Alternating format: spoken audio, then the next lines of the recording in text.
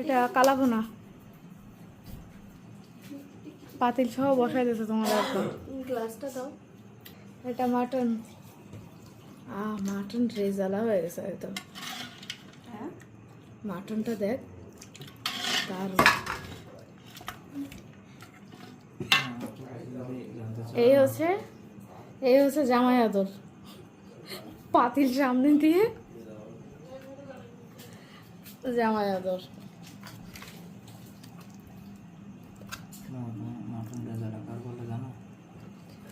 হ্যাঁ আমু তো বললো এটা তুমি জানো কিনা জিজ্ঞেস করি। আমি জানি। এই হচ্ছে মাটন কাচ্চি। মাটন কাচ্চি কেন মাটন কাচ্চি হয় না? এটা আমার হাতে রান্না। এটা তোমার শাশুড়ি, এটাও তোমার শাশুড়ি। হ্যাঁ কাকা খাবা? আমার একটু নাও না, আমার একটু নাও।